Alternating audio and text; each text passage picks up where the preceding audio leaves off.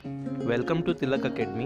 Subscribe कीजिए हमारा channel और लेटेस्ट वीडियो नोटिफिकेशन के लिए इस बेल आइकॉन को प्रेस कीजिए और ऑल पे क्लिक कीजिए। Thank you. हेलो दोस्तों, वेलकम टू तिलक एकेडमी। मैं ऋषभ पांचाल एक बार फिर से आपका बहुत बहुत स्वागत करता हूं। एक छोटा सा रिमाइंडर, अगर अभी तक आपने ये बुक नहीं परचेस की है या फिर नहीं ली है तो आप वीडियो के डिस्क्रिप्शन में एक लिंक में दे रहा हूं, वहां से आप इसे देख सकते हैं। इंग्लिश में अगर आप प्रिपेयर कर रहे हैं कोई भी चीज़ को और कहीं प्रॉब्लम आ रही है तो आपकी बुक ये जो नोट्स है ये बहुत ज़्यादा हेल्प करेंगे। चलिए आगे जो बढ़ते हैं। अब आपने मुझे कहा था कि सर साइंस की प्रैक्टिस करवा दीजिए, तो मैं आपके लिए लेके आया हूँ साइंस के टॉप। मैंने जैसे बोला था कि 900 एमसीक्यू की बात करेंगे, जिसमें फिजिक्स, केमिस्ट्री और बायोलॉजी तीनों से 300 क्वेश्चन होंगे। उसके पहले ये वीडियो की शुरुआत कर रहे हैं हम यहाँ से, और बहुत जल्दी आपको दूसरी वीडियोस भी मिलेगी। तो आज हम 125 प्लस ऐसे क्वेश्चन की बात करेंगे साइंस के, जो अक्सर पूछे जाते हैं एज इट इज, कोई उसमें चेंजेस नहीं है, ऐसे कैसे ये क्वेश्चन आपसे पूछे जाते हैं एग्जाम में। तो बहुत इंपॉर्टेंट वीडियो होने वाली है, इन्वेंशन होंगे, बहुत सारी अलग चीजें भी बात करेंगे। तो जितने भी इंपॉर्टेंट जो एमसीक्यू थे वो मैंने कलेक्शन बना के, और आज 125 क्वेश्चन हम डिस्कस करेंगे आज के वीडियो में। फिर बाकी आपको ये सारी चीजें कंटिन्यूसली मिलेंगी। तो चलिए आगे देखते हैं। तो जितना मेरा पूरा प्रयास रहेगा कि ज़्यादा से ज़्यादा आपको ये चीज़ें कंप्लीट करवा पाऊँ। तो स्टार्ट करते हैं। अगले वीडियो में 300 क्वेश्चन आपको सीधे एक साथ ही मिलेंगे। और एक और इम्पॉर्टेंट बात, सिर्फ बताने में मुझे टाइम लग रहा है, लेकिन ये वीडियो आप जब देखेंगे तो आप जब स्वयं पढ़ेंगे इसको, अगर कहीं पीडीएफ डाउनलोड करके भी आप स्वयं पढ़ते हैं तो उस पढ़ने वाले समय से भी कम समय में ये पूरे क्वेश्चंस मैं आपको करवा दूंगा विद एक्सप्लेनेशन, और जहां जहां ट्रिक होगी वो भी बता दूंगा। तो वीडियो देखना आपके लिए काफ़ी फायदेमंद होगी। इस वीडियो को उसी तरह से मैं बना रहा हूँ कि आपका टाइम बिल्कुल वेस्ट नहीं हो, बिल्कुल पॉइंट टू पॉइंट हम चलेंगे। सिर्फ इतनी चीज़ें मैंने आपको बोली है, बस इतना ही टाइम आपका गया है सब कुछ समझने में। बाकी अब देखिए आप। चलिए स्टार्ट करते हैं। सबसे पहले अगर बात की जाए तो आंसुओं, टीयर्स में कौन घुला होता है ये आपको बताना है। तो देखिए सबसे पहले अगर बात की जाए क्वेश्चन की कि टीयर्स में कौन घुला होता है, तो इसका जो सही आंसर होने वाला है वो है साधारण नमक। आगे बढ़ जाते हैं, नेक्स्ट क्वेश्चन लेते हैं। लोहे पर जंग लगती है तो फेरिक ऑक्साइड से, जल योजित फेरस और फेरिक ऑक्साइड से, क्षारकीय फेरस एवं फेरिक कार्बोनेट से। तो ये तीनों के कारण लोहे पे जंग लगती है, यानी कि उपयुक्त सभी इसका आंसर आएगा। आगे बढ़ जाते हैं। इंसुलिन की खोज किसने की थी, तो ये बेंटीन ने की थी। तो इंसुलिन, जब भी आप कोई बैट्समैन लेट सपोज कर लो कि वो उसको शुगर, एक बैटिंग कर रहा है, एक मान लो कोई बैट्समैन है, उसको शुगर की प्रॉब्लम है, तो उसको क्या लगाना पड़ेगा, इंसुलिन लगाना पड़ेगा। ठीक है। और इंसुलिन अगर की बात करें तो किस, इंसुलिन का इंजेक्शन लगा के वो बैटिंग कर रहा है, ऐसे ध्यान रखिएगा। तो इंसुलिन की खोज बेंटिंग ने की थी। थोड़ा सा इंपॉर्टेंट चीजें फटाफट से बता देता हूँ। इंसुलिन जो रहती है वो एक ग्रंथि रहती है आपके शरीर में, जिसे कहा जाता है पैनक्रियास। ठीक है। तो ये पैनक्रियास जो रहती है, इसमें बीटा कोशिकाएं होती है, जिससे कि इंसुलिन का स्त्राव होता है और ये ब्लड में शुगर लेवल को कंट्रोल करता है। तो ये ब्लड शुगर, इससे, इसकी कमी से, अगर ये पैनक्रियास की ये ग्रंथि खराब हो जाती है स्त्रावण करना इंसुलिन का, तो इसकी कमी से क्या होता है, डायबिटीज हो जाती है इंसान को, है ना, मधुमेह जिसे कहता है। चलिए आगे बढ़ते हैं। वनस्पति तेलों में घी, वनस्पति तेलों को घी में परिवर्तित किया जाता है, वो किसके द्वारा किया जाता है, तो इसका जो सही उत्तर होगा हाइड्रोजनीकरण के द्वारा इसे किया जाता है। आगे बढ़ते हैं। निम्नलिखित में से कौन सी एक मिश्र धातु है, तो अगर मैं बात करूं तो जस्ता, स्टील, सीसा और एल्यूमिनियम। तो इसका जो सही उत्तर होगा वो स्टील होगा। स्टील एक मिश्र धातु है, जस्ता, सीसा और एल्यूमिनियम नहीं है। आगे बढ़ जाते हैं। निम्न में से कौन सी ईंधन गैस नहीं है। देखिए यहाँ पूछा गया नहीं है, नहीं को पढ़ना बहुत इंपॉर्टेंट होता है। तो ईंधन गैस की बात करें, फ्यूल गैस की, तो भाप गैस तो है, हास्य गैस, प्रोड्यूसर गैस भी है और मार्श गैस भी है। यहाँ पे हास्य गैस जो होती है, नाइट्रस ऑक्साइड, ये आपकी नहीं है कौन सी, ईंधन गैस। तो फ्यूल गैस में हास्य गैस सही आंसर आएगा, ये ईंधन गैस नहीं होती है। आगे बढ़ते हैं। निम्नलिखित में से कौन सा तत्व प्रबल क्षारीय ऑक्साइड बनाता है जब ऑक्सीजन में जलता है। तो प्रबल क्षारीय ऑक्साइड जो तत्व बनाएगा वो सोडियम बनाएगा, जब ऑक्सीजन के साथ रिएक्शन करके जलेगा। फेदम क्या होता है, तो फेदम जो होता है वो एक इकाई होती है समुद्र को गहराई को मापने की। अगर आपने फिजिक्स की वीडियो मेरी देखी है तो बहुत शानदार तरीके से मैंने बताया है। तो एक जो फेदम होता है वो जो होता है वो 6 इंच के बराबर होता है, सॉरी 6 फीट के बराबर होता है। तो एक फेदम में 6 फीट होती है और इससे समुद्र की गहराई आप नापते हैं। ठीक है, तो ये एक माप है ना। चलिए आगे बढ़ जाते हैं। रिचर स्केल किसके मापने में प्रयोग किया जाता है, तो रिचर स्केल से हम क्या मापते हैं, भूकंप की तीव्रता नापते हैं। सिस्मोग्राफ से भी यही चीज नापी जाती है, ये ध्यान रखिएगा। डायनामाइट का आविष्कार किसने किया था, तो ये किया था अल्फ्रेड नोबल ने, है ना। और अल्फ्रेड नोबल ने डायनामाइट का आविष्कार किया था, इसी के कारण नोबेल प्राइज एस्टेब्लिश हुए थे सन 1901 में। ठीक है। नोबेल फाउंडेशन की स्थापना 1900 में हुई थी। ठीक है। और ये 6 क्षेत्रों में दिया जाता है। पहले ये स्थापना के समय ये 5 क्षेत्रों में नोबेल प्राइज दिया जाता था, अभी ये 6 क्षेत्रों में दिया जाता है। अर्थशास्त्र को छठा क्षेत्र इसमें शामिल कर लिया गया है। आगे बढ़ते हैं। प्लास्टर ऑफ पेरिस प्राप्त किया जाता है, तो इसका जो सही उत्तर है वो जिप्सम है। यहाँ पे आंसर आ गया है, माफी चाहूंगा। तो प्लास्टर ऑफ पेरिस जो होता है वो जिप्सम की रिएक्शन करवा के प्राप्त किया जाता है। आगे बढ़ते हैं। चिकित्सा व युद्ध के उपयोग के लिए किन किरणों पर नवीनतम अनुसंधान हो रहा है? तो ये जो है ये लेजर किरणों पर नवीनतम अनुसंधान हो रहा है चिकित्सा और युद्ध के उपयोग के लिए। रडार किस प्रकार की तरंगे होती है? तो जो रडार होती है मेरे दोस्तों, ये विद्युत चुंबकीय तरंगे होती है, इलेक्ट्रोमैग्नेटिक वेव्स यूज होती है। अगर आपसे सोनार का पूछ लिया जाए, सोनार का फुल फॉर्म होता है साउंड नेविगेशन एंड रेंजिंग। क्या होता है? Sound navigation and ranging. ठीक है, तो साउंड नेविगेशन और रेंजिंग में अल्ट्रासोनिक वेव का प्रयोग किया जाता है। अल्ट्रासोनिक वेव, और अल्ट्रासोनिक वेव का मतलब क्या होता है? पराश्रव्य तरंगे। ठीक है, तो ये जो होती है साउंड नेविगेशन एंड रेंजिंग में, सोनार के अंदर साउंड वेव का यूज होता है, ये ध्यान रखिएगा, लेकिन रडार के अंदर विद्युत चुंबकीय तरंगे को प्रयोग किया जाता है। ठीक है, चलिए आगे बढ़ते हैं। आकाश के नीले दिखाई देने का मुख्य कारण क्या है? तो वायुमंडल में उपस्थित धूल आदि के कण द्वारा किरणों का जो प्रकीर्णन होता है, जिसे इंग्लिश में कहा जाता है स्कैटरिंग, तो स्कैटरिंग के कारण आपका जो स्काई रहता है वो ब्लू दिखाई देता है। इंग्लिश वालों का भी थोड़ा ध्यान रखूंगा मैं, कुछ वर्ड जो टर्मिनोलॉजी रहेगी वो बताता जाऊंगा। तेज गति से आता हुआ वाहन हॉर्न बजाता है तो उसका पिच क्या हो जाता है? तो इसका जो पिच है वो अधिक सुनाई देगा आपको, उतना ही सुनाई देता है, ये गलत है। कम सुनाई देता है, गलत है। पहले कम फिर अधिक, ये गलत है। तो तेज गति से अगर वाहन हॉर्न बजाता है तो उसका पिच जो होगा वो अधिक सुनाई देगा। अब यह पिच क्या होता है? तो पिच जो होता है वो साउंड की फ्रीक्वेंसी पे डिपेंड करता है, साउंड की फ्रीक्वेंसी पे डिपेंड करता है। और फ्रीक्वेंसी क्या होती है? साउंड वेव 1 सेकंड में जितने साइकिल कंप्लीट करती है उसे फ्रीक्वेंसी कहा जाता है। ठीक है, तो चलिए आगे बढ़ते हैं। जितना ज्यादा पिच होगा आवाज उतनी पतली होगी, और जितना कम पिच होगा आवाज उतनी ही मोटी होगी। आगे बढ़ते हैं। सूती और ऊनी रेशों में अंतर ज्ञात किया जा सकता है, किससे किया जाता है? तो छूकर नहीं कर सकते, NaOH से क्रिया से भी नहीं, और HSO से भी क्रिया से नहीं कर सकते। इनको जलाकर सूती और ऊनी रेशों में अंतर हम एस्टेब्लिश कर सकते हैं। कैसे किया जाता है? जलाकर। आगे बढ़ जाते हैं। बर्फ पर दाब बढ़ाने से उसका गलनांक क्या होता है? तो बर्फ के ऊपर अगर आप दाब बढ़ाएंगे तो गलनांक जो होगा वो घट जाएगा, यानी कि कम हो जाता है। ये ध्यान रखिएगा, ये इंपॉर्टेंट है कि गलनांक जो है दाब बढ़ाने पे घट जाता है। गर्मियों में सफेद कपड़े क्यों पहनने चाहिए? तो ये जो है उष्मा के बुरे अवशोषक होते हैं सफेद कपड़े। मैं आपको बता देता हूं, अगर रंग की बात करें तो अगर मैं दृश्य प्रकाश की बात करूं तो इसमें 7 कलर आते हैं। विबग्योर, ठीक है, जिसे बेजानी हप्पी नाला कहा जाता है, red, orange, yellow, green, blue, Indigo और वायलेट। ठीक है, तो ये 7 कलर होते हैं, और इसमें अगर बात करें सातों कलर को मिला दिया जाए तो ये व्हाइट बनता है। ठीक है, और अगर ये व्हाइट कलर की बात करें तो जितना भी लाइट होता है, अगर कोई लाइट व्हाइट कलर पे गिरेगा तो व्हाइट कलर उसको क्या करेगा? पूरी की पूरी प्रकाश किरणों को वापस से रिफ्लेक्ट कर देता है, पूरा का पूरा।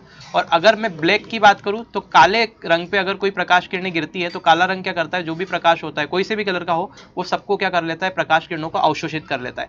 तो एब्जॉर्ब करने का काम ब्लैक कलर करेगा, और व्हाइट कलर सारी की सारी लाइट रे को रिफ्लेक्ट कर देगा। तो ये सारे को रिफ्लेक्ट करेगा तो मतलब आपको व्हाइट दिखाई देता है, इसीलिए वो व्हाइट दिखाई देता है। ठीक है, तो उष्मा का बुरा अवशोषक होता है। आगे बढ़ते हैं। निम्नलिखित में गलत कथन कौन सा है आपको बताना है। तो इसका जो सही उत्तर है, पारा पानी पर तैरता है। तो पारा पानी में नहीं तैरता भैया, ये गलत कथन है। लोहा पानी में डूब जाता है, सही है। लकड़ी पानी पर तैरती है, सही है। पारे में लोहा तैरता है, ये भी सही है, लेकिन पारा पानी में नहीं तैरता है। आगे बढ़ते हैं। संतरे में कौन सा विटामिन अधिक होता है? तो संतरे में जो होता है विटामिन सी भरपूर मात्रा में होता है, ये आपको ध्यान रखना है। चमगादड़ अंधेरे में भी उड़ सकते हैं क्योंकि उन्हें सहायता प्राप्त होती है। किससे सहायता प्राप्त होती है? तो मैंने आपको बताया था अभी, अल्ट्रासोनिक वेव। देखिए, अल्ट्रा वायलेट अलग चीज है, अल्ट्रासोनिक वेव से उन्हें सहायता प्राप्त होती है। अब मैं आपको बता देता हूँ साउंड के बारे में थोड़ा सा, बहुत इंपॉर्टेंट, जरा देखिए। साउंड की 3 रेंज होती है, पहली, दूसरी और तीसरी। अगर मैं यहाँ पे एक स्केल ऐसे बनाऊं तीनों रेंज की, तो ये दूसरी वाली रेंज है, ये पहली वाली रेंज है, और ये थर्ड वाली रेंज है। तो जो साउंड 0 से 20 हर्ट्ज तक रहता है इसे आप इंफ्रासोनिक कहते हैं। हिंदी में इसे कहा जाता है अश्रव्य। ठीक है, और जो साउंड 20 हर्ट्ज से लेकर के 20,000 हर्ट्ज तक रहती है, जिसकी फ्रीक्वेंसी के अकॉर्डिंग बात कर रहा हूँ, तो 0 से 20 हर्ट्ज तक फ्रीक्वेंसी है तो ये अश्रव्य तरंगे है। जिस साउंड वेव की फ्रीक्वेंसी 20 हर्ट्ज से 20,000 हर्ट्ज तक रहती है वो रहती है ऑडिबल वेव।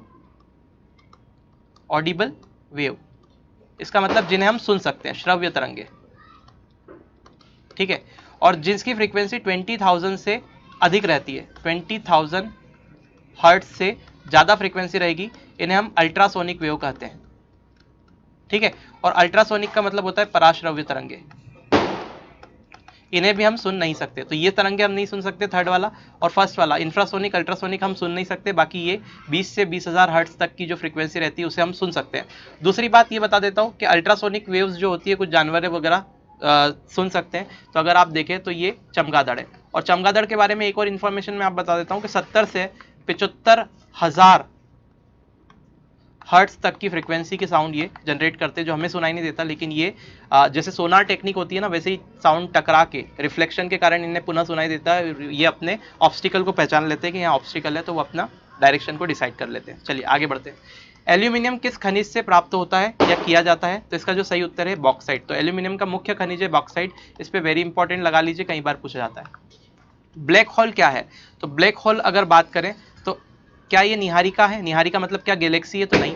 उल्काएं हैं? नहीं है। सूर्य का धब्बा है? नहीं। ये तीनों चीज ब्लैक होल नहीं है। ब्लैक होल क्या होता है कि जब कोई बहुत बड़ा तारा रहता है जिसमें बहुत अधिक द्रव्यमान रहता है, तो जब उसकी उम्र पूरी हो जाती है तो धीरे धीरे धीरे धीरे क्या होता है, उसका जो मास रहता है, पूरा द्रव्यमान होता है, एक पर्टिकुलर सर्टेन पॉइंट पे ऐसे क्या होता है, कंज्यूम होने लगता है। और कंज्यूम होने के बाद में अगर ये बहुत सारा मास इकट्ठा हो गया तो यहाँ पे ग्रेविटेशनल फील्ड इसके आसपास बहुत खतरनाक तरीके से इंड्यूस हो जाती है। बहुत भारी भरतम ग्रेविटेशनल फील्ड इसका बनता है, क्योंकि बहुत अधिक द्रव्यमान एक जगह पर इकट्ठा हो चुका है, बहुत अधिक भार। बहुत बड़े सुपरनोवा वगैरह जो रहते हैं, बहुत बड़े बड़े तारे जो रहते हैं, उससे ये बनता है। ठीक है, तो इसका ग्रेविटेशनल फील्ड इतना ज्यादा हो जाता है कि अगर लाइट वेव भी यहाँ से निकलेगी तो ये अपनी तरफ इसको ले लेगा, मतलब जो भी चीज इसके पास से निकलेगी वो अपने आप में संभाल लेगा। ठीक है, तो इसे ब्लैक होल कहा जाता है। और ये ब्लैक होल जो है ये इस तरह से मैंने आपको बताया ये चीज होती है, तो इनमें से तीनों में से नहीं होती, तो इसका सही उत्तर होगा इनमें से कोई नहीं। चलिए आगे बढ़ते हैं। जल में स्थायी कठोरता का क्या कारण है? तो जल में जो स्थायी कठोरता का कारण है वो कैल्शियम क्लोराइड है, कैल्शियम क्लोराइड। ठीक है, आगे बढ़ते हैं। कैलोरी की मापन इकाई किसकी है? कैलोरी किसकी मापन इकाई है? ये वेरी इंपॉर्टेंट है, हम डिस्कस कर चुके हैं। ये ऊष्मा की मापन इकाई है कैलोरी। ठीक है, ठोस को किलोग्राम में नापा जाता है, तरल तो लीटर आपको पता है, और ध्वनि को अगर नापना है तो वो डेसिबल में नापेंगे ध्वनि की तीव्रता को। आगे बढ़ते हैं। सूर्योदय होते समय व डूबते समय लाल क्यों दिखाई देता है? तो प्रकाश का जो प्रकीर्णन होता है, स्कैटरिंग ऑफ लाइट होता है, उसके कारण सूर्य डूबते और उगते समय लाल दिखाई देता है। ठीक है, घरों में विद्युत संयंत्र जोड़े जाते हैं, तो घरों में जो विद्युत संयंत्र होते हैं वो समांतर यानी पैरेलल क्रम में जोड़े जाते हैं। ठीक है, तो संयंत्रों का दो तरह से समूहन होता है, एक तो श्रेणी क्रम होता है, समांतर होता है, मिश्रित भी होता है हालांकि, लेकिन समांतर क्रम में घरों के इक्विपमेंट जो रहते हैं, टीवी फ्रिज वगैरह जो भी आप यूज करते हैं वो जोड़े जाते हैं। आगे बढ़ते हैं। लोहे में जंग लगना एक क्या है? तो ये तो बड़ा आसान है, रासायनिक क्रिया है, इंपॉर्टेंट है, कभी भी बहुत बार पूछा गया है। आगे बढ़ जाते हैं। विद्युत बल्ब का फिलामेंट किसका बना होता है? तो ये टंगस्टन का बना होता है। वेरी इंपॉर्टेंट क्वेश्चन, बहुत बार पूछा गया है। केतली में पानी गर्म होना किसका उदाहरण है? तो ये संवहन यानी कन्वेक्शन का उदाहरण है। तीन चीजें होती है, एक होता है कंडक्शन, जैसे कि ये लिखा हुआ है चालन, संवहन और विकिरण। चालन का मतलब क्या होता है कि इसमें जो आपका पार्टिकल है वो मूव नहीं कर सकता। जैसे कि अगर बात करें ठोस में, तो ठोस जो होता है उसका स्ट्रक्चर कैसा रहता है? बिल्कुल अणुओं का स्ट्रक्चर ऐसे कॉम्प्लेक्स रहता है, बिल्कुल मतलब एक दूसरे से सटे हुए रहते हैं। मतलब ये अणु उठ के यहाँ नहीं जा सकता, ये अणु उठ के यहाँ नहीं आ सकता, ये अणु उठ के यहाँ नहीं आ सकता, कहीं भी, मतलब कोई भी अणु उसकी पोजीशन को चेंज नहीं कर सकता। तो अगर मैं इस पर हीट देता हूँ, मतलब इसको गर्म करता हूँ, तो ये अणु गर्म होगा, ये हीट को ट्रांसफर करेगा इस अणु को, फिर ये इस अणु को, फिर इस अणु को, फिर इस अणु को, इस तरह से ये पूरा का पूरा गर्म होगा। और इस प्रक्रिया को कहते हैं चालन। संवहन क्या होता है? तो संवहन की अगर बात करें तो ये लिक्विड में होता है ना, लिक्विड वगैरह में संवहन हो जाता है क्योंकि इसके अणु दूर दूर रहते हैं। तो अगर मैं यहाँ से हीट दे रहा हूँ तो ये अणु क्या करेगा, इसको हीट मिली तो ये उठ के अब यहाँ पे चले जा सकता है, मतलब ये यहाँ से यहाँ शिफ्ट हो सकता है क्योंकि यहाँ गैपिंग है। तो इस प्रक्रिया को जब शिफ्टिंग से ऐसे आपकी जो हीट है वो ट्रांसफर होती है, मतलब ऊष्मा का संचरण होता है, तो इसे संवहन कहा जाता है। चालन जो होता है, कंडक्शन, सिर्फ ठोस में हो सकता है। ठीक है, और संवहन ठोस में नहीं हो सकता क्योंकि वो शिफ्ट नहीं हो रहे अणु। और अगर संवहन की बात करें तो ये लिक्विड में होता है। समझ आ रही है बात? और विकिरण का मतलब कोई अणु ट्रांसफर नहीं होगा, बिना किसी मीडियम के हीट एक जगह से दूसरे जगह तक ट्रांसफर हो जाएगी। जैसे कि मैं बात करूं पृथ्वी की, तो ये मेरी पृथ्वी है और ये मेरा सूर्य है। तो सूर्य से अगर पृथ्वी तक मुझे ऊष्मा को पहुंचा रहा हूं, जैसे सूर्य की ऊष्मा पृथ्वी तक आ रही है, तो ये आ रही है विकिरण के कारण। ठीक है, विकिरण का मतलब क्या हो रहा है कि सूर्य से पृथ्वी तक ऊष्मा को आने में कोई भी माध्यम की जरूरत नहीं है। अगर कोई मीडियम की जरूरत नहीं है और हीट ट्रांसफर हो जाती है बिना अणु के, तो ये यहाँ पे क्या होता है, विकिरण कहलाता है। तो तीनों प्रक्रिया आपको ध्यान रखना है। इंपॉर्टेंट क्या मैं बोलूँ, वेरी वेरी इंपॉर्टेंट। एक ना एक क्वेश्चन तो आपको इसके ऊपर देखने को मिलेगा ही सही। तो जितनी चीजें मैंने बताई है सब याद रखिएगा। ठीक है, कंडेंसेशन भी एक प्रक्रिया होती है, संघनन, इसके बारे में भी आगे बात कर लेंगे। आगे बढ़ते हैं। एसआई में बल का मात्रक क्या है, मतलब एसआई का मतलब होता है स्टैंडर्ड इंटरनेशनल सिस्टम। तो अगर मैं देखूं तो प्रणाली की बात करें तो फुट, पाउंड और सेक अगर मात्रक की प्रणाली देखें तो अलग अलग होती है, जैसे सीजीएस पद्धति होती है, उसके बाद में एसआई यानी कि इंटरनेशनल सिस्टम होता है, एफपीएस पद्धति होती है, ठीक है। तो ये सारी चीजें पद्धतियां होती है अलग अलग। तो एसआई पद्धति में बल का मात्रक क्या है, तो इसका सही उत्तर जो होगा वो न्यूटन होगा, ठीक है। और चलिए इतना ही याद रखिए इसमें। अभी वायु का क्या कहते हैं, तो वायु क्या है आप देखिए, तत्व है, मिश्रण है, यौगिक है, क्या है, तो ये वायु क्या होता है, सबका एक मिश्रण होता है। आगे बढ़ जाते हैं। यांत्रिक ऊर्जा को विद्युत ऊर्जा में किसके द्वारा बदला जाता है, तो वेरी इंपॉर्टेंट लगा लीजिए, कई बार पहले भी बता चुका हूँ। यांत्रिक ऊर्जा को विद्युत ऊर्जा में बदलने के लिए हम लोग जो युक्ति का यूज करते हैं उसे डायनोमो कहा जाता है, डी, ठीक है। इसे जनरेटर, इलेक्ट्रिक जनरेटर भी आप बोल सकते हैं। आगे बढ़ते हैं। यदि पृथ्वी पर से कोई चट्टान चंद्रमा पर ले जाई जाए तो क्या होगा, अगर मैं बात करूं तो उसके भार में कमी हो जाएगी, और कितने से हो जाएगी, तो उसका भार जो होगा वो 1/6 हो जाएगा। मतलब लेट सपोज कि पृथ्वी पे कोई चीज 60 किलो की है, तो चंद्रमा में जाके वो एक 1/6 पार्ट उसका बनेगा, यानी कि 10 किलो की वो बचेगी। क्यों, ऐसा क्यों होता है, क्योंकि चंद्रमा का जो गुरुत्वाकर्षण बल है वो पृथ्वी से कम है, इसलिए ऐसा होता है। आगे बढ़ते हैं। सल्फर का उपयोग क्यों किया जाता है, तो ये बारूद बनाने में, गन पाउडर, डायनामाइट बनाने में, सब में सल्फर का प्रयोग किया जाता है, तो उपयुक्त सभी होगा। बिल्ली को रात में अधिक दिखाई देता है, ये इंपॉर्टेंट है। क्यों दिखाई देता है, पुतली की विशेष बनावट की वजह से, उसकी आंख की पुतली की एक विशेष बनावट होती है जिसकी वजह से उसे रात में अधिक दिखाई देता है। ऊष्मा की सबसे बड़ी चालक कौन सी है, तो ऊष्मा का सबसे बड़ा चालक जो है वो कौन सा है, तो ऊष्मा का सबसे अच्छा चालक कौन सा है, ये आपसे पूछा जा सकता है। तो ये जो है वो चांदी है, सबसे अच्छी चालक, सॉरी माफ कीजिएगा, ये चांदी है। गर्मी में मकान को सफेद रंग से पुतवाना क्यों पसंद करते हैं, वही बात हो गई कि ऊष्मा का अच्छा परावर्तक होता है, सफेद कलर पूरा का पूरा हीट को वो कर देता है, रिफ्लेक्ट कर देता है, ठीक है। तो ये सही ऑप्शन सी होगा। केतली में लकड़ी का हैंडल क्यों लगाते हैं, लकड़ी ताप का कुचालक है, पहली बात तो लकड़ी में ताप की कुचालक है इसलिए लगाते हैं, और हैंडल गर्म नहीं होता है, ताप का कुचालक है इसलिए, ठीक है। चलिए, फैशन की वजह से नहीं लगाते, हाँ भाई, और हल्का होता है इसलिए भी नहीं लगाते। एक ही ताप एवं दाब पर समान आयतन वाली गैसों में अणुओं की संख्या समान होती है, ठीक है भैया। एक ही ताप और दाब पर समान आयतन वाली गैसों में अणुओं की संख्या समान होती है, निम्न में से यह नियम कौन सा है, तो ये जो नियम होता है वो एवोगेद्रो की परिकल्पना कहलाता है, ठीक है। इंपॉर्टेंट है, आप याद रख सकते हैं। वैसे ये थोड़ा सा लेवल क्रॉस हो गया, यहाँ पे 10th से ऊपर वाला लेवल हो गया, लेकिन आपको फिर भी याद रखना है। आगे बढ़ते हैं। बायोगैस का मुख्य अवयव क्या है, तो ये जैसे आपको दिख रहा है, मीथेन जो है बायोगैस का मुख्य अवयव है। जब हम वायुमंडल में ऊपर की ओर जाते हैं तो क्या होता है, ताप व दाब दोनों ही घट जाते हैं, ये इंपॉर्टेंट है, आप याद रखिए, इसीलिए ग्रीन कलर में लिखा हुआ है। तो जब हम वायुमंडल में ऊपर की ओर जाते हैं तो जो टेम्परेचर और दाब है दोनों ही क्या हो जाते हैं, घट जाते हैं। नेत्र के लेंस में फोकस दूरी किसके द्वारा सही रखी जाती है, तो नेत्र के लेंस में जो फोकस दूरी है वो आपकी सिलियरी मांसपेशी यानी कि सिलियरी मसल्स के द्वारा रखी जाती है। अब ये सिलियरी मसल्स क्या रहते हैं, जो भी नेत्र लेंस रहता है इस पर क्या करती है, ये फोर्स अप्लाई करती है, ऐसे लगी होती है और ये फोर्स लगाती है। तो जब ये फोर्स लगाती है, कॉन्ट्रेडिक्ट करती है इसको, कॉन्ट्रेक्शन इसका जब होता है, तो ये जो आपका ये है लेंस वो ऐसे मोटा हो जाता है। मोटा होने से इसकी फोकस दूरी जो हो जाती है वो कम हो जाती है। लेट सपोज ऐसी हो जाती है, अगर ये पहले ऐसा हुआ होगा तो इसकी फोकस दूरी कुछ ऐसी रही होगी, और जब मोटा होगा तो वो कम हो जाती है, ठीक है। तो ये अल्टीमेटली इसका हम यूज़ करते हैं, और ये जो एडजस्टमेंट होता है इस लेंस को, इसको हम क्या बोलते हैं, तो इसको कहा जाता है लेंस की जो गैदरिंग कैपेसिटी होती है। अब एक्चुअल में इसका बहुत अच्छा सा नाम है, वो मुझे अभी याद नहीं आ रहा है इस कैपेसिटी का, ठीक है। अगर आपको अभी याद आ रहा है तो आप कमेंट करके बता सकते हैं। चलिए, तो ये आपको ध्यान रखना है कि लेंस की फोकस दूरी को एडजस्ट कौन करता है, सिलियरी मसल्स करती है। आगे देखते हैं। सिर्फ ये क्वेश्चन ऐसा है, सूखी बर्फ क्या है, ये क्वेश्चन जो है वो इस तरह से आपके पास आएगा, सूखी बर्फ किसे कहा जाता है या सूखी बर्फ क्या होता है। तो इसका जो सही उत्तर होगा वो होगा ठोस कार्बन डाइऑक्साइड, ठीक है। तो ये जो कार्बन डाइऑक्साइड लगा है इसके आगे ठोस भी लगा लीजिएगा ऑप्शन में। तो सूखी बर्फ किसे कहा जाता है, सूखी बर्फ क्या होता है, तो ठोस कार्बन डाइऑक्साइड होती है। अब आपको ध्यान रखना है, ठीक है। थोड़ा सा यहाँ मिसप्रिंट हुआ है, उसके लिए मैं क्षमा चाहता हूँ। आगे बढ़ जाते हैं। साधारण नमक का वैज्ञानिक नाम क्या है, तो ये सोडियम क्लोराइड, बी वाला ऑप्शन होगा, ठीक है। ये तो बड़ा इजी था इसलिए मैं फटाफट से बढ़ गया। सोडियम क्लोराइड यानी कि NaCl आप इसे बोल सकते हैं। लुढ़कती हुई गेंद कुछ दूर लुढ़कने के बाद स्वयं रुक जाती है, निम्न में से क्या कारण है। जब मैंने आपको घर्षण पढ़ाया था तब आपको बताया था कि फ्रिक्शन के कारण ये सारी चीजें होती है, और इसे रोलिंग फ्रिक्शन कहा जाता है, यानी कि लोटनीय घर्षण कहा जाता है। तो इसका सही उत्तर है ए, घर्षण।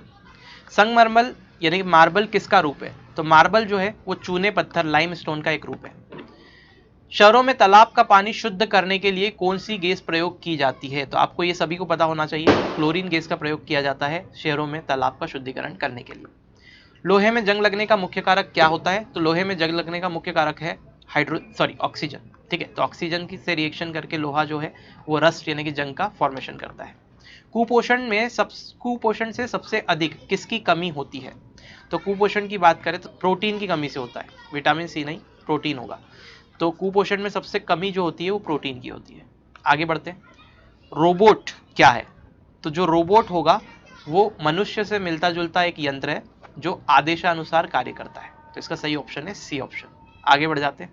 ठीक है, आप ऑप्शंस देख सकते हैं। एक प्रकार का रॉकेट है, नहीं होगा, बम भी नहीं होगा, अफ्रीका के जंगलों में मिलने वाला जानवर है। तो बड़ा आसान है, कुछ नहीं है। चलिए, दो समांतर दर्पणों के बीच प्रतिबिंब बनते हैं, तो ये अनंत प्रतिबिंब बनते हैं, इनफाइनाइट, गिन नहीं सकते आप। जब कोई जहाज नदी में से समुद्र में प्रवेश करता है तो क्या होगा? ये ऊपर उड़ जाता है। ठीक है, ध्यान रखिएगा, नदी से समुद्र में जाएगा तो ये ऊपर उड़ जाएगा। पृथ्वी पर कोई गतिशील पिंड विश्राम की अवस्था में निम्नलिखित कारण से आता है। तो गतिशील पिंड विश्राम की अवस्था में क्यों आएगा? मैंने आपको पहले ही बता दिया, घर्षण के कारण होती है सारी चीजें। ठीक है, तो ये घर्षण आएगा। आगे बढ़ जाते हैं। क्या कारण है कि गेंद किसी ऊंचे स्थान पर अधिक उछलती है?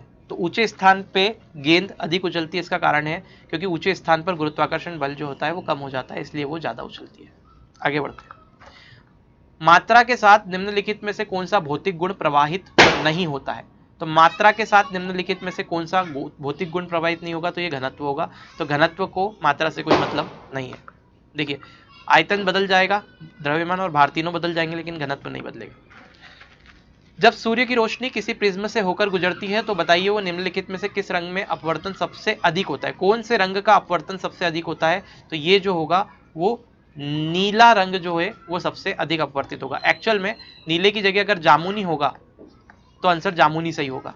ठीक है, तो जामुनी यहाँ पे है नहीं, वॉयलेट कलर यहाँ पे है नहीं, तो अल्टीमेटली ये क्या होगा? ये नीला लिखा गया है, क्योंकि अगर देखें तो ऐसा होता है, वेब, माफ कीजिएगा, वेब ग्योर नीचे से लिखते हैं, VIBGYOR। तो आप देख रहे हैं ये प्रिज्म है, ये प्रिज्म में मैं बना देता हूँ, या व्हाइट लाइट गुजारी, और ये व्हाइट लाइट जो है वो 7 कलर में ऐसे डेविएट हो गई, है ना। इसे कहा जाता है प्रकाश का वर्ण विक्षेपण। तो ये वर्ण विक्षेपण अभी हो गया भैया। अब वर्ण विक्षेपण में आप देख रहे हैं यहाँ से व्हाइट लाइट ऐसे जाना थी, लेकिन ये इस तरह से डेविएशन होकर और 7 कलर बने। सबसे ज्यादा डेविएशन किसका हुआ? वायलेट का। फिर किसका हुआ? इंडिगो का। फिर इंडिगो के बाद किसका हुआ? ब्लू का। तो आपको यहाँ पे नीला कलर दिया हुआ है, इसके ऊपर है सारी चीजें जो ऑप्शन में है वो इसके ऊपर है, तो सही आंसर होगा नीला। अगर आपको वायलेट बोलता तो सही आंसर क्या होता? वायलेट, है ना। सबसे ज्यादा अगर बोले तो वायलेट, सबसे कम अपवर्तन बोले तो रेड। ठीक है, ध्यान रखिएगा। और यहाँ पे नीला ही था ऑप्शन में, इसलिए नीला लगाना पड़ रहा है ना। आगे बढ़ते हैं।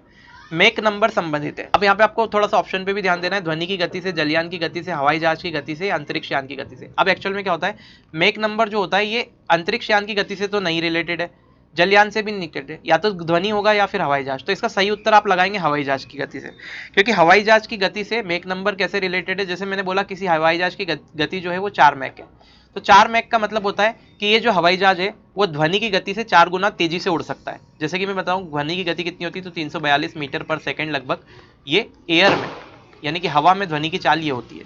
ठीक है, तो अगर हवा में ध्वनि की चाल ये होती है तो इससे 4 गुना स्पीड से अगर कोई हवाई जहाज उड़ सकता है, अगर कोई वायुयान 4 गुना स्पीड से इससे उड़ रहा है, तो मैं बोलूंगा कि उसकी स्पीड जो है वो 4 मैक की है। समझ गए? 3 गुना स्पीड से उड़ रहा है तो मैं बोलूंगा स्पीड जो है वो 3 मैक की। अब आप समझ गए होंगे, तो हवाई जहाज की गति से रिलेटेड है। आगे बढ़ते हैं। जब कोई मनुष्य रोशनी से अंधेरे कमरे में घुसता है तो उसे कुछ समय तक कुछ नहीं दिखाई देता। ठीक है, या दिखाई नहीं देता, बाद में उसे दिखाई देना प्रारंभ होता है। ऐसा क्यों होता है? ऐसा होता है उसकी आंख की आइरिश सिकुड़ जाती है। वही मैंने अभी बताया, आइरिश मसल्स जो होता है वो, ये जो आइरिश होती है आंख की, वो सिकुड़ जाती है जब वो अंधेरे कमरे में जाता है। ठीक है, रोशनी से अंधेरे कमरे में जाता है, ध्यान रखिएगा। और अंधेरे कमरे से रोशनी में जाता है तो फिर वो खुलेगा। तो ये आपको ध्यान रखना है कि मनुष्य रोशनी से जब अंधेरे कमरे में घुसता है तो कुछ समय तक उसे कुछ भी नहीं दिखाई देता, ऐसे काला काला दिखाई देता है, और बाद में उसे दिखाई देना शुरू हो जाता है। तो ऐसा क्यों होता है? क्योंकि जब उजाले में रहता है तो आइरिश सुकड़ी हुई रहती है, और अंधेरे में जाती है तो आइरिश सुकड़ी हुई आइरिश लेके वो अंधेरे में जाता है तो उसे दिखाई नहीं देता। वो जब तक आइरिश फैलेगी नहीं पूरी तरीके से तब तक अंधेरे में कुछ नहीं दिखाई देगा। ठीक है, तो आइरिश उसकी सुकड़ जाती है क्योंकि वो धूप उजाले में रहता है, इसलिए वो घटना होती है। चलिए आगे बढ़ते हैं। बिजली के हीटरों में नाइक्रोम धातु यानी कि तत्व एलिमेंट का उपयोग किया जाता है, तो ये क्यों किया जाता है? तो इसका जो कारण है, इसकी प्रतिरोधकता अधिक है, सही है। गलनांक अधिक है, सही है। इसमें अधिक शक्तिशाली विद्युत धारा प्रवाहित हो जाती है, ये भी सही है। यानी कि उपरोक्त सभी, ये इसका आंसर होगा। आगे बढ़ते हैं। निम्न में से कौन सी विद्युत चुंबकीय तरंगों का तरंगदैर्घ्य सबसे ज्यादा होता है? इसका सही उत्तर है अवरक्त किरणों का जो तरंगदैर्घ्य होता है वो सबसे अधिक होता है। जिन किरणों की तरंगदैर्घ्य यानी कि वेवलेंथ सबसे कम होती है वो उतनी ज्यादा स्ट्रांग और पावरफुल होती है, जैसे कि गामा किरणें। तो गामा किरणों की तरंगदैर्घ्य होती है वो कम होती है, तो ये बहुत ही ज्यादा पावरफुल होती है और इनकी रेडिएशन इतनी खतरनाक होती है कि अगर इंसान उसके कांटेक्ट में आ जाए तो बहुत सारी चीजें ये विकृत कर देती है शरीर की। आगे बढ़ते हैं। किस धातु का गलनांक सबसे अधिक होता है? तो ये जो है टंगस्टन है। यहाँ पे इन सब में से टंगस्टन धातु का गलनांक सबसे अधिक होता है, इसीलिए इसे बल्ब के फिलामेंट बनाने के लिए यूज करते हैं। लगभग इसका गलनांक जो होता है वो 3500 डिग्री सेल्सियस के बराबर होता है। सबसे हल्की धातु कौन सी होती है? तो सबसे जो हल्की धातु होती है वो आपके पास में होगी लिथियम। तो लिथियम धातु यहाँ पर सबसे हल्की धातु है। आगे बढ़ जाते हैं। ध्वनि की गति सर्वाधिक कहाँ होती है? ध्वनि की गति सर्वाधिक जो होती है वो, देखो वैसे तो अगर बात करें ध्वनि की गति जो होती है सर्वाधिक ठोस में होती है, ठीक है। तो यहाँ पे जो आपका आंसर होगा वो ठोस होना चाहिए। तो निर्वात में तो ध्वनि ट्रेवल नहीं करती। निर्वात यानी होता है वैक्यूम, तो वैक्यूम में ध्वनि कभी भी ट्रेवल नहीं करती है, आपको ध्यान रखना है एक फैक्ट। जल में ध्वनि की गति अधिक होती है लेकिन वायु से अधिक होती है। तो अगर मैं ध्वनि की गति की बात करूँ तो वायु, जल और फिर निर्वात, सॉरी माफ कीजिएगा, निर्वात नहीं, ठोस। चले गया, कोई बात नहीं। तो वापस से लिख लेते हैं, वायु, जल और ठोस। ये इस तरह से ध्वनि की गति का चार्ट बनेगा अगर मैं मैथमेटिकली रिप्रेजेंट करूँ। सबसे ज़्यादा ठोस में, फिर उससे कम जल में और सबसे कम जो गति होती है वायु में, ये होती है 342 मीटर पर सेकंड के समथिंग। ये कुछ 1500 के समथिंग होती है और ये उससे भी ज़्यादा होती है। मुझे एग्जैक्ट डाटा याद नहीं है लेकिन आपको ध्यान रखना है। तो यहाँ पे आपको बस यही ध्यान रखना है कि ठोस में सर्वाधिक होती है। तो यहाँ पे ठोस क्या है? स्टील। तो यहाँ पे स्टील सही आंसर आएगा, ठीक है। तो ये करेक्ट है। आगे बढ़ जाते हैं। जब किसी धातु को गर्म किया जाता है तो उसका घनत्व क्या हो जाता है? जब किसी धातु को गर्म किया जाता है तो इसका जो घनत्व होता है वो कम हो जाता है। ये आपको ध्यान रखना है, बढ़ता नहीं है, कोई अंतर नहीं होता है, कम हो जाता है घनत्व। लाल रंग का गुलाब हरी रोशनी में कैसा दिखाई देगा? तो लाल रंग का जो गुलाब है हरी रोशनी में काला यानी कि ब्लैक दिखाई देगा, ध्यान रखिएगा। आगे बढ़ते हैं। दूध की शुद्धता किस रंग यंत्र द्वारा नापी जाती है? तो दूध की शुद्धता इंपॉर्टेंट है, वेरी इंपॉर्टेंट लगा लीजिए, लेक्टोमीटर के द्वारा नापी जाती है। डायनोमो क्या कार्य करता है? तो अभी हमने देखा डायनोमो क्या करेगा, मैकेनिकल एनर्जी को विद्युत ऊर्जा में परिवर्तित करेगा, यानी कि यांत्रिक ऊर्जा को इलेक्ट्रिकल एनर्जी विद्युत ऊर्जा में परिवर्तित करता है। टेलीविजन का आविष्कार किसने किया था? तो ये जो है बेयर्ड है, जेल बेयर्ड। तो आप ध्यान रखिएगा, जेल में बंद कर देंगे तो वहाँ टीवी देखना आपको बैठ के, ठीक है। तो जेल बेयर्ड। आगे बढ़ते। हड्डियों और दांतों में से जो रासायनिक पदार्थ विद्यमान रहता है, उसे क्या कहते हैं? तो इसे जो है वो कहते हैं कैल्शियम फॉस्फेट, ठीक है। तो हड्डी और दांतों में कैल्शियम फॉस्फेट पाया जाता है, याद रखिएगा। लोहे के पाइप जिनसे पानी की सप्लाई की जाती है पर जस्ते की परत इसलिए चढ़ाई जाती है कि जंग न लगे, इस परत चढ़ाने की प्रक्रिया को क्या कहा जाता है? इसे अगर बात करूं मैं तो ये यशद लेपन कहा जाता है, ठीक है। तो ये इसे विद्युत लेपन भी आप बोल सकते हैं, है ना। तो ये अल्टीमेटली जो है यशद लेपन इसे कहा जाता है, इंपॉर्टेंट है, याद रखिएगा। आगे बढ़ते हैं। किस अम्ल का उपयोग निर्जलीकरण यानी कि डिहाइड्रेटिंग एजेंट के रूप में किया जाता है? तो जो ये अम्ल है ये है सल्फ्यूरिक अम्ल। सल्फ्यूरिक अम्ल का उपयोग निर्जलीकरण यानी डिहाइड्रेटिंग एजेंट के लिए किया जाता है, इस पे लगा लीजिए, वेरी इंपॉर्टेंट। आगे बढ़ जाते हैं। विलय को विलयन से पृथक किया जाता है, किससे किया जाता है? तो वाष्पीकरण यानी कि एवोपरेशन का जो मेथड होता है उसमें विलय को विलियन से अलग किया जाता है, मतलब सॉल्वेंट को सॉल्यूशन से अलग किया जाता है। आगे बढ़ते हैं। निम्नलिखित में से कौन सी गैस वायुमंडल में नहीं होती है? तो वायुमंडल में जो है क्लोरीन गैस नहीं होती, हीलियम, नाइट्रोजन, क्रिप्टॉन सब कुछ है, क्लोरीन नहीं है।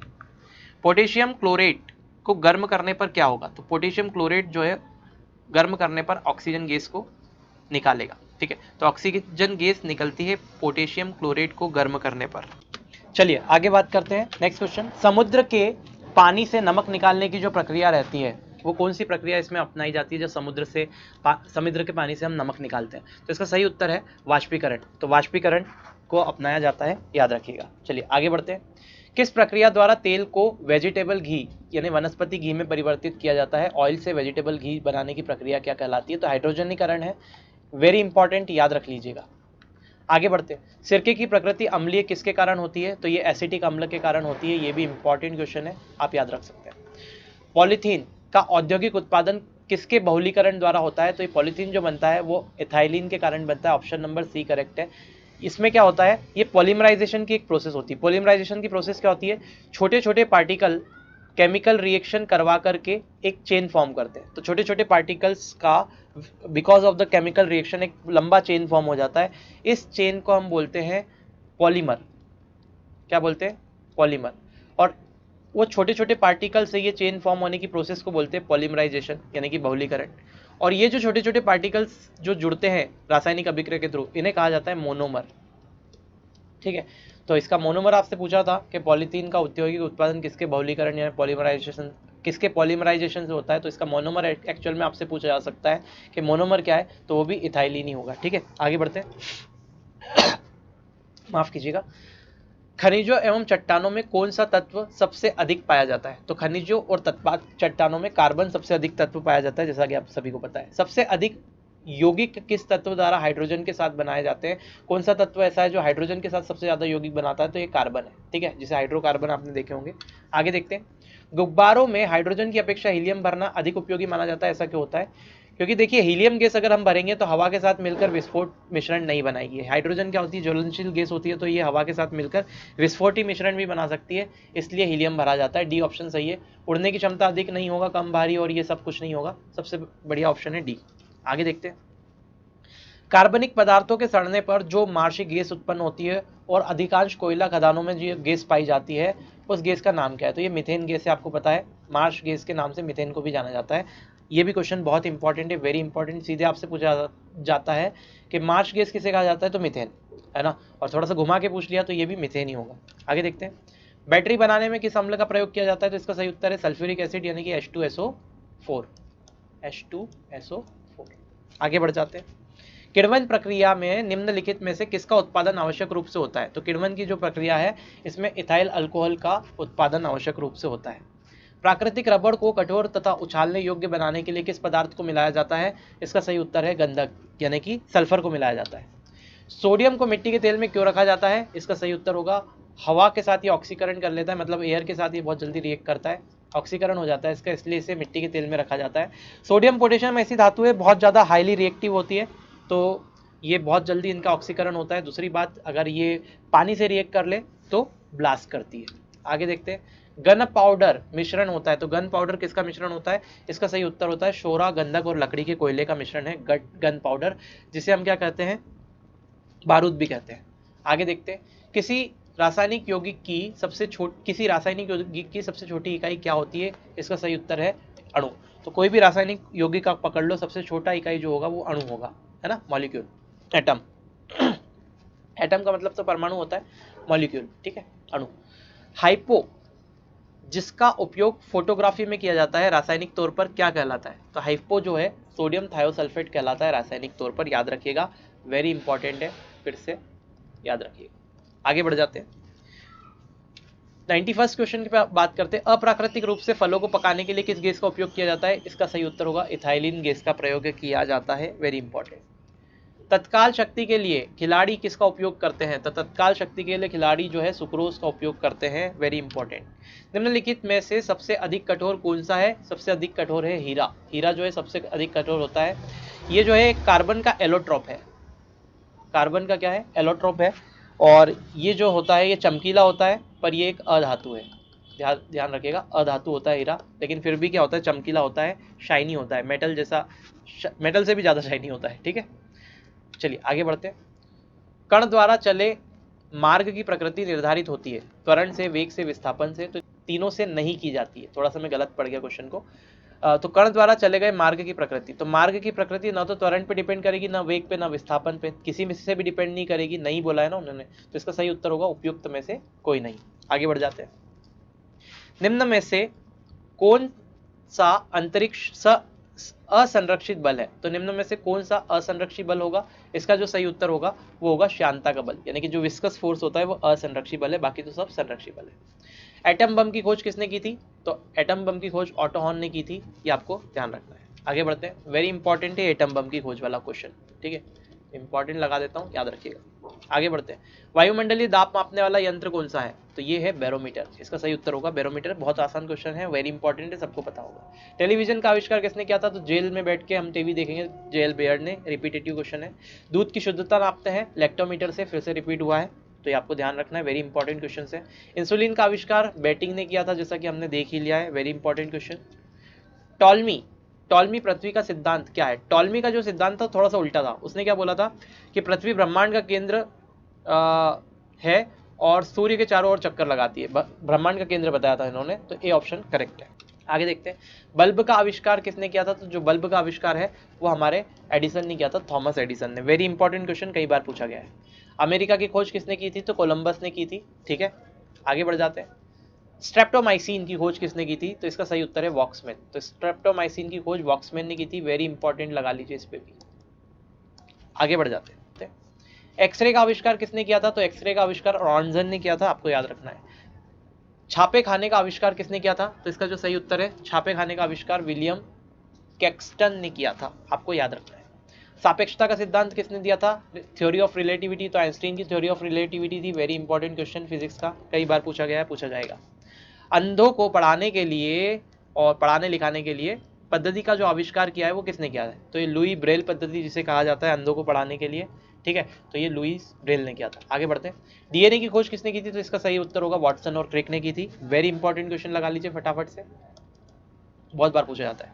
आगे बढ़ जाते हैं। फाउंटेन पेन का आविष्कार किसने किया था? तो ये वाटरमैन ने फाउंटेन पेन का आविष्कार किया था, ये भी वेरी इंपॉर्टेंट है, कई बार पूछा गया है। माइनर सेफ्टी लैंप की खोज किसने की? तो ये हम्फ्री डेवी ने की है। आगे बढ़ जाते हैं। ऑटोहन किसके आविष्कारक से संबंधित है? मतलब किसके आविष्कार से ऑटोहन संबंधित है? तो इन्होंने नाभिकीय विखंडन से ये संबंधित है, मतलब नाभिकीय विखंडन की प्रक्रिया इन्होंने बनाई थी, और इसी के ऊपर एटम बम भी बना हुआ है, तो आपको पता है, दोनों चीज आपको याद रखनी है, ऐसे घुमा के भी क्वेश्चन पूछा जा सकता है। नाभिकीय विखंडन की प्रक्रिया जो होती है मेरे मित्र, उसका प्रयोग न्यूक्लियर रिएक्टर में, यानी कि नाभिकीय रिएक्टर में किया जाता है विद्युत ऊर्जा के उत्पादन को करने के लिए, और न्यूक्लियर रिएक्टर में यूरेनियम 235 को एज अ फ्यूल प्रयोग किया जाता है, जो कि एक रेडियो एक्टिव एलिमेंट है। आगे देखते हैं। वोल्ट किसका मात्रक है? ये होगा विभवांतर का। ओम का नियम बोलता है V = IR होता है, और V का मतलब होता है विभवांतर, और इसका जो मात्रक होता है वो होता है वोल्ट। ठीक है, और अगर यहाँ से R की वैल्यू निकालें तो ये बनती है V/I, और R का मात्रक जो होता है इसे बोला जाता है रेजिस्टेंस। रेजिस्टेंस का मतलब होता है प्रतिरोध, और जो मेरे दोस्त प्रतिरोध का मात्रक होता है वो होता है ओम। ठीक है, तो आपको ध्यान रखना है। आगे बढ़ जाते हैं। निम्नलिखित में से किस वैज्ञानिक ने अनुवांशिक जेनेटिक्स के सिद्धांतों की खोज की है? तो इसका जो सही उत्तर होगा वो मेंडलफ होगा। आगे देखते हैं। पेनिसिलिन का आविष्कारक कौन है? मतलब किसने किया था पेनिसिलिन का आविष्कार? तो ये अलेक्जेंडर फ्लेमिंग ने किया था, इस पे लगाइए, वेरी इंपॉर्टेंट। ठीक है, तो पेनिसिलिन जो है एंटीबायोटिक है, इसका आविष्कार किसने किया था? अलेक्जेंडर फ्लेमिंग ने किया था। आप मुझे कमेंट करके बताइए किसकी हेल्प से ये बनाया था। ठीक है, चेचक के टीके का आविष्कार किसने किया था? तो ये एडवर्ड जेनर ने किया था। ठीक है, तो जेन चाचा ने किया था, तो चेचक को चाचा पढ़ लो, चेचक चाचा का चाचा का चाचा का, जेन चाचा का टीका। ठीक है, तो एडवर्ड जेनर आपको याद रखना है। आगे देखते हैं। प्रकाश वर्ष किसका मात्रक है? तो ये दूरी का मात्रक है। मैंने आपको कई बार बताया, एक प्रकाश वर्ष जो होता है वो 9.46 इंटू 10⁻12 किलोमीटर के बराबर होता है। मीटर में बात करें तो 9.46 इंटू 10⁻15 मीटर आपसे बोल के दिया जा सकता है। दोनों ही सही है, देख लीजिएगा क्या आपके पास ऑप्शन में है वो लगाइएगा। पारद तापमापी के आविष्कारक कौन थे? तो इसका जो सही उत्तर है वो है फ़ारेनहाइट। फ़ारेनहाइट पैमाना भी आपको पता होगा, इन्हीं के नाम पे रखा हुआ है। तो पारा जो तापमापी उसके आविष्कारक फ़ारेनहाइट थे। ताप को मापने की अगर देखें तो ऐसा जो यूनिट होती है, ऐसा सिस्टम में ताप को मापने की यूनिट केल्विन है, आपको ध्यान रखना है। के से केल्विन, VIN, इसे के से रिप्रेजेंट करते हैं। आगे देखते हैं। वह वैज्ञानिक कौन था जिसने इस तथ्य का आविष्कार किया था कि ग्रह मंडल का केंद्र सूर्य है, पृथ्वी नहीं है? इसका सही उत्तर होगा कॉपरनिकस ने यह बताया था। ठीक है, ओम के नियम, दोनों पे क्वेश्चन देखो बने हुए हैं। पहले भी मैंने बताया था आपको कि जिसने पृथ्वी का केंद्र बताया था, और ये कॉपरनिकस ने, उन्होंने बोला कि केंद्र भैया सूर्य है, जो है पृथ्वी नहीं है।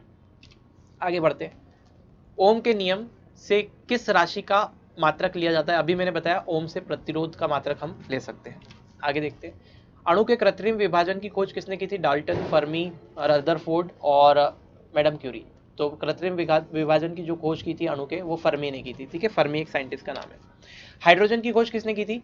तो ये जो है हमारे कैवेंडिश ने की थी। ठीक है, तो हाइड्रोजन की खोज, ये मैंने बहुत ही अच्छे से ट्रिक से आपको बताया था कि हाइड्रोजन की खोज जो है वो पीछे डिश आएगा।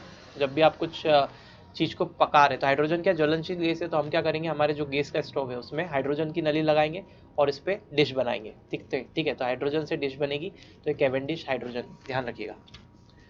जीवों के द्विनाम, अच्छा मैं आपको ये बता देता हूँ कि ये वीडियो अगर आपने नहीं देखा है तो 2 वीडियो मैंने बनाए, एक तो फिजिक्स के मेन जो आविष्कारक है उसके ऊपर, और एक केमिस्ट्री के। तो दोनों वीडियो बहुत ही इंपॉर्टेंट है आपको। आप जब जाएंगे चैनल पर और वीडियोस वाले टैब पे जाएंगे और स्क्रॉल डाउन करेंगे, ठीक है, या फिर आप प्लेलिस्ट में चले जाइएगा। प्लेलिस्ट में जाके आपको क्या करना है, वहाँ पे एक ट्रिक करके एक प्लेलिस्ट बनी हुई है, ट्रिक, तो उसमें आपको ये दोनों वीडियो मिल जाएंगे, ये ज़रूर देख लीजिएगा। सारे के सारे इंपॉर्टेंट जो आविष्कार है इसमें कवर करवा दिए। क्वेश्चन आएगा तो वहाँ से ज़रूर फंसेगा, आपका एक भी चीज़ छूटेगा नहीं। और मैंने ट्रिक बताई है बहुत शानदार, आप एक बार वीडियो देख लेंगे, कुछ भी करने की ज़रूरत नहीं, खुद दिमाग में बैठ जाएगा। क्वेश्चन आएगा आप सही लगा के आएंगे, मेरी गारंटी। चलिए आगे बढ़ते हैं। जीवों के द्विनाम पद्धति, बाइनोमियल नोमेनक्लेचर, जो जीवों का होता है उसके जन्मदाता कौन है, वो है लिनियस। ये इंपॉर्टेंट है, लिनियस ने किया है, ध्यान रखिएगा। आगे बढ़ते हैं। कौन सी धातु कॉपर सल्फेट घोल से अभिक्रिया करती है? तो इसका जो सही उत्तर है, अभिक्रिया नहीं करती है। देखिए करती है नहीं करती है में बहुत कंफ्यूजन होता है, ध्यान से पढ़िएगा। नहीं करती है तो ये सिल्वर धातु है, Ag। आगे बढ़ते हैं। जब ब्लीचिंग पाउडर की कार्बन डाइऑक्साइड के साथ प्रक्रिया कराई जाती है तो क्या होता है? तो मेरे दोस्त क्लोरीन गैस निकलती है ब्लीचिंग पाउडर अगर कार्बन डाइऑक्साइड से रिएक्शन करते हैं। तो दोस्तों यहाँ पर हमारा वीडियो ये खत्म होता है। अगर आपको वीडियो अच्छा लगा है तो ज़रूर से शेयर कीजिएगा। हमारी मेहनत पे थोड़ा सा आप अपना रंग चढ़ाइए, वीडियोस को शेयर कीजिए। दूसरी बात, यहाँ पर आप हमें टेलीग्राम पे, इंस्टाग्राम पे फॉलो कर सकते हैं, माफ़ कीजिएगा। यहाँ पे हम रेगुलर पोस्ट अपलोड करते हैं, ज़्यादा से ज़्यादा आप फॉलो कीजिए। तो वहाँ पे हम एक अच्छा सा एटमॉस्फेयर बनाने की कोशिश कर रहे हैं। तो जितनी भी इंपॉर्टेंट पोस्ट होती है जो कि आपकी एग्ज़ाम के लिए बहुत महत्वपूर्ण होगी मेरे दोस्त, वो सारी अपलोड कर रहे हैं हम, वहाँ पे कंटिन्यूसली कर रहे हैं। तो आप वहाँ से भी वहाँ पे हमसे जुड़िए, आपको 100% फ़ायदा मिलेगा। इसके बाद में आप लाइक तो कर ही देते हैं वीडियो को, शेयर करना ना भूलें। नए हैं चैनल पर, पहली बार देख रहे हैं, आपको पसंद आता है अंदाज पढ़ाने का, या फिर आपको पसंद आती है वीडियोस, क्योंकि बहुत अच्छी वीडियोस हमने डाल के रखी है और आपके टाइम सेविंग वीडियोस में बनाता हूँ। मेरा ध्येय रहता है टाइम सेविंग वीडियो बनाना। स्टूडेंट का टाइम जो है वो बेस्ट पार्ट होता है उसका, उसको किल नहीं करना चाहिए। ठीक है, तो कोई भी एजुकेटर है अगर वो टाइम किल कर रहा है तो मेरे हिसाब से वो गलत कर रहा है। तो मेरा वो रहता है कि मैं टाइम को सेव करके वीडियोज़ को बनाऊँ। ठीक है, तो आप सब्सक्राइब कर लीजिए और पास ही में बेल आइकॉन बनकर आएगा, इस पर क्लिक करके ऑल पे ज़रूर क्लिक कीजिएगा। टेलीग्राम चैनल से आप जितनी भी पीडीएफ्स में वीडियोस बनाता हूँ उससे रिलेटेड मैं वहाँ पे डालता हूँ, तो वहाँ से आप डाउनलोड कर सकते हैं, आप ज्वाइन कर सकते हैं। तिलक अकेडमी सर्च कीजिएगा टेलीग्राम पे, आपको चैनल मिल जाएगा, सर्च करते ही आप उसे ज्वाइन कर लीजिए तुरंत। चलिए मिलते हैं नेक्स्ट वीडियो में, तब तक के लिए जय हिंद, ख्याल रखिए अपना।